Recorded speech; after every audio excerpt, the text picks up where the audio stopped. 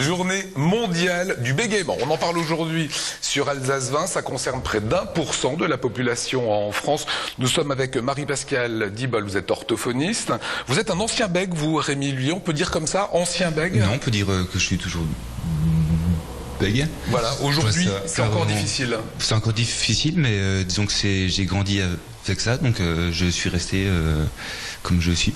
Dès la petite enfance, vous étiez bègue? Oui. C'est pas arrivé d'un coup? Non, ça a toujours été comme ça. Ouais. Et quand vous êtes allé voir, j'imagine, des orthophonistes, quel a été le travail qui a été fait avec vous? J'ai commencé très jeune, je dirais vers 6 ans. Le travail quand j'étais jeune n'a pas spécialement très bien fonctionné, et après j'ai arrêté jusqu'à 21 ou 22 ans, et c'est là que j'ai rencontré en fait Marie-Pascale qui m'a suivi durant 2 ans, je crois. Elle vous a fait du bien? Oui. Vous avez fait quoi, Marie-Pascale, avec Rémi?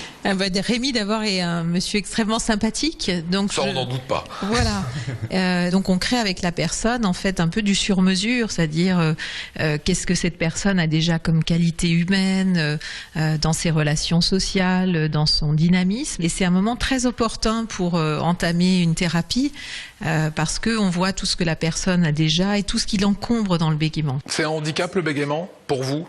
Un handicap, je dirais pas quand même jusque-là. Je pense pas qu'on puisse comparer le bégaiement à une personne à qui manque une jambe ou un bras. C'est quand même beaucoup moins grave. Effectivement, c'est handicapant. C'est un peu gênant dans les relations de travail quand on va avoir des postes à responsabilité. Responsabilité, ouais. Voilà, par exemple. Mais ça n'empêche pas de vivre. Ça n'empêche pas de vivre une vie bien, avoir des amis. Cela n'empêche pas. Si vous accrochez de temps en temps sur quelques mots, il y a une vraie fluidité quand vous discutez, donc tout va bien, quoi. Oui, voilà. Maintenant, oui. Avant, c'était pas tout à fait le cas. C'est plus compliqué. Quand donc il a fallu du boulot, quoi. Il a fallu quand même travailler. Comment est-ce qu'on fait pour travailler justement? Rémi disait voilà, c'était plus difficile il y a quelques années. Aujourd'hui, ça fonctionne bien.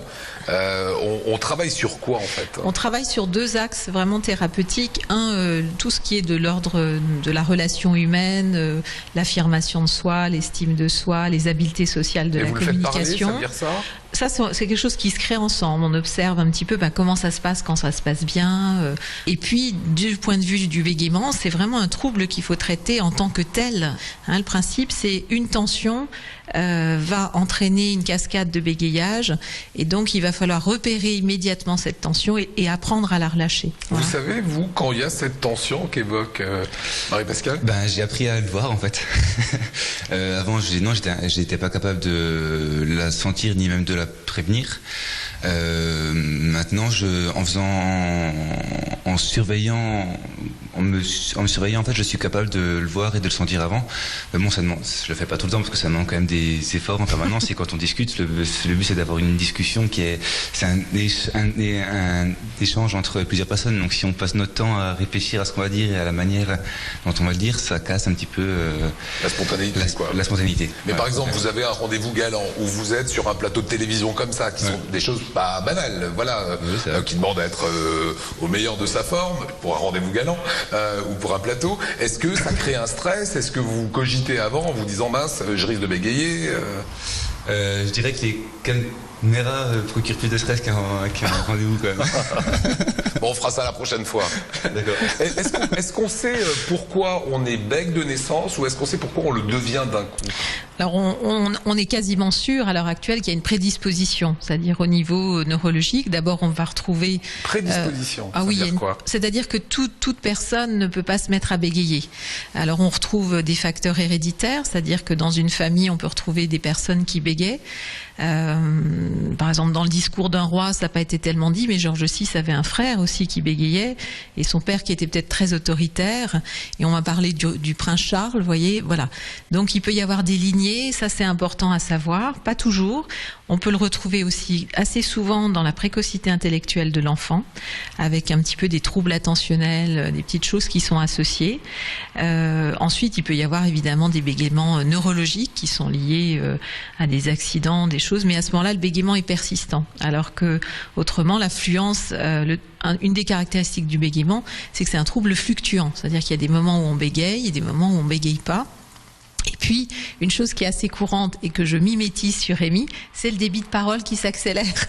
Voilà, ça c'est quelque chose qu'on retrouve assez souvent. Chez les bègues. Oui, c'est-à-dire il parle assez vite, la pensée est rapide, il va vite. Presque freiner le débit derrière. Voilà, c'est-à-dire on va remettre l'idée de la pause, de prendre en compte l'interlocuteur, de lui laisser le temps de reprendre ce qui a été dit dans la compréhension, dans la communication. Voilà. Vous avez cité le discours d'un roi, il y a également François Bayrou qui est un bègue célèbre. Pourquoi les bègues, une fois qu'ils ont passé leur trouble, après des années de travail, pourquoi est-ce qu'ils affirment toujours qu'ils ont été des bègues? Pourquoi est-ce qu'ils finalement ils tournent pas la page? Je pense, comme disait Rémi, je suis née avec, ça veut dire que ça fait partie aussi d'une identité. Le but, par exemple, de cette journée mondiale, c'est de reconnaître le bégaiement en tant que soi, en fait, en tant que trouble, mais surtout de sortir ces personnes, je veux dire, d'une image négative, de timidité, d'introspection, de mal à l'aise, qui ne fait que mettre dans un cercle vicieux une personne, en fait. Merci en tout cas à vous.